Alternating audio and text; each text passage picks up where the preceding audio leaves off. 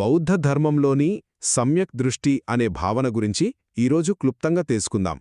మనం మాట్లాడుకోబోయే ఈ వివరాలు మహాచిత్తారీసక సుత్త అనే ఒక ముఖ్యమైన బౌద్ధ గ్రంథం నుండి తీసుకున్నవి. బుద్ధుడి ఆర్య అష్టాంగ మార్గంలో ఇది మొట్టమొదటిది. ఇంకా చెప్పాలంటే అన్నింటికంటే కీలకమైనది కూడా. సరే, మొదటి విషయం, అసలు సరైన దారి ఏదో తెలిస్తేనే కదా మనం ప్రయాణం మొదలుపెట్టగలం. తప్పుడు దృష్టి అంటే మంచి చెడులకు ఫలితముండదు, పునర్జన్మ లేదు అని నమ్మడం. దానికి పూర్తి వ్యతిరేకమైనదే సరైన దృష్టి. అంటే ప్రాథమికంగా కర్మ సిద్ధాంతాన్ని ఒప్పుకోవడమన్నమాట. ఇక రెండవది, సరైన దృష్టిలో కూడా రెండు స్థాయిలు ఉన్నాయని ఈ సుత్త చెబుతుంది. ఇది చాలా ముఖ్యం. ఒకటి లౌకిక దృష్టి. ఇది పుణ్యం సంపాదించి మంచి జీవితం గడపడానికి ఉపయోగపడుతుంది. కాని ఇది మనల్ని సంసార చక్రంలోనే ఉంచుతుంది. రెండవది లోకోత్తర దృష్టి.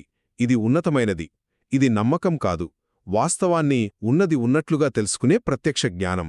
ఇదే నిబ్బాణానికి దారి చూపిస్తుంది. చివరిగా మూడవ విషయం ఏంటంటే, ఈ సరైన దృష్టి అనేది ఒంటరిగా పనిచేయదు.